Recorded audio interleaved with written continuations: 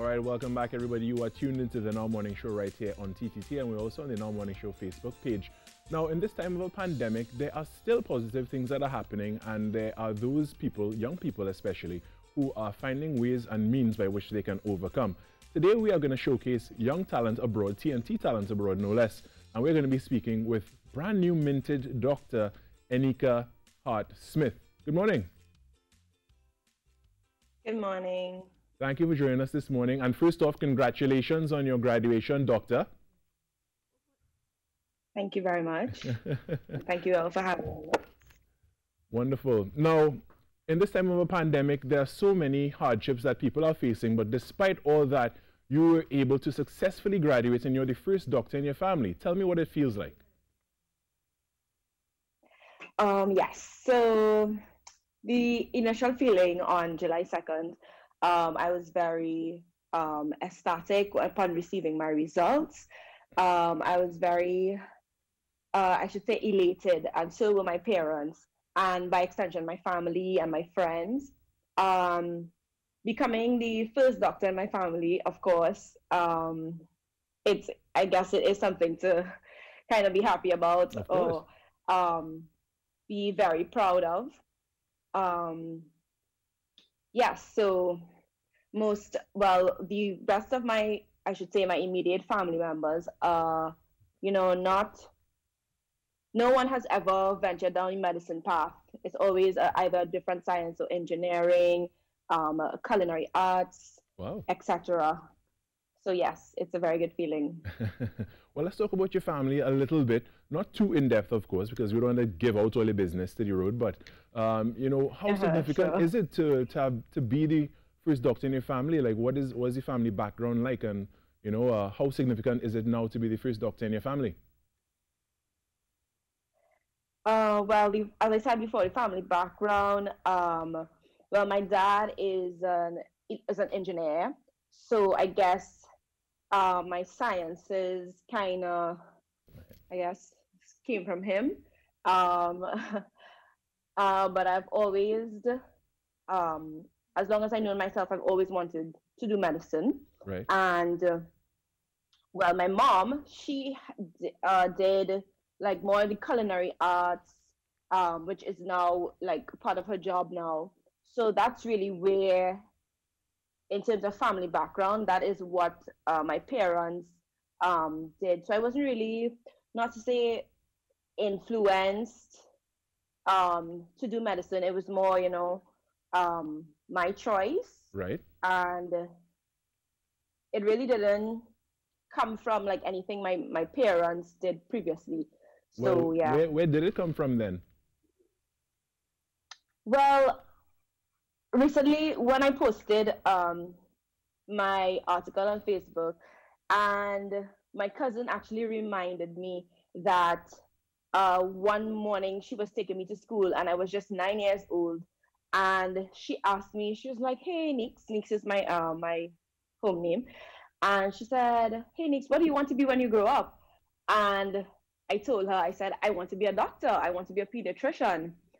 And the thing is, I didn't even remember saying this all those years ago, I guess because I was like 9. And when she posted that and she reminded me, I was like, well, it's really true. As long as I've known myself, I just always wanted to do medicine. I guess always wanted to help others. Apart from liking children, having the special love for children, probably stemmed from when I would also visit my pediatrician and just see the way he interacted with me. Or I always left happy. I was never afraid of him. So maybe all these things, in succession, and also my love for sciences, kind of geared me towards that direction. Yes, definitely. Now, that becoming a doctor is not an easy thing, and there must have been some obstacles on the road. What were the main challenges that you faced, from that point when you knew that you wanted to be a doctor to this point where you are actually one? Some of the challenges, I wasn't really challenged up until I actually got into med school, I should say. The steps to get there, I would say CXC, CAPE, those things will, I think I had pretty good control over those. So those weren't really any obstacles. My real challenges started when I started med school in Barbados, having to move to another country. Right. You know, I was away from family and friends. I was on my own. That was obstacle number one. But then eventually I got over that. I got accustomed. I settled in very well. So that was, you know, overcoming. And as I progressed, I would say the biggest obstacle I faced would have been COVID-19, to be very honest. Yes. Apart from having, apart from the volume of work that we have to study for medicine, you know, coming up to 2020 when coronavirus hit and there was, you know, uncertainty to our exams, and it was all this anxiety, and, you know, it was things that were beyond my control.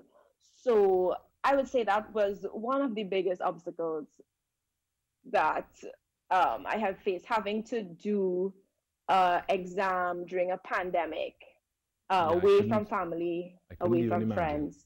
That was definitely one of the biggest obstacles.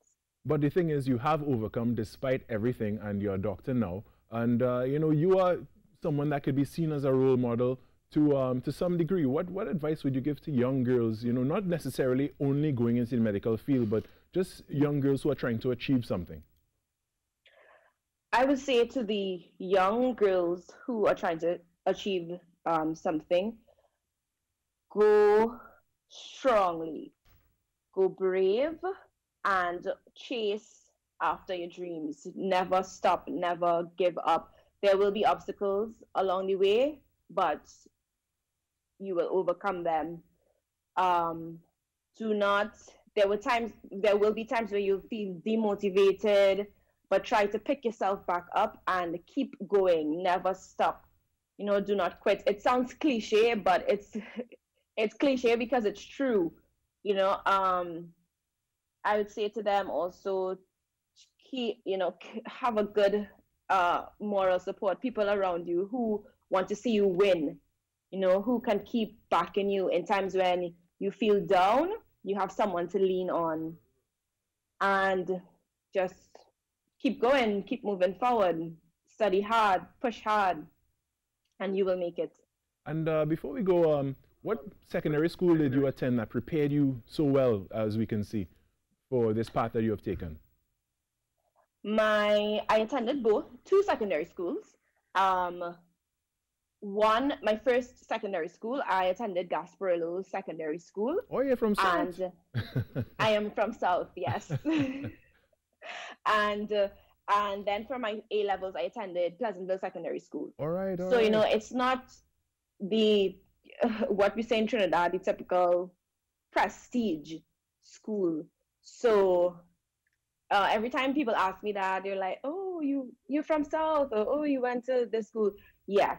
So well, I'm from South too, so that's why I reacted that way when you said you were from South. Yeah. So I was very well groomed to enter university and further on. That is fantastic. And Nneke, I want to thank you so much for joining us this morning. I want to say congratulations again. Big up to the South people, and continue doing Trinidad and Tobago proud. And again, your family must be so proud of you being the first doctor of the family. All right? Yeah, so they are. that there was Nneke Hart Smith, thank you. And she is live with us there from Barbados. And first doctor in her family, Trini talent abroad, Trinbago talent abroad.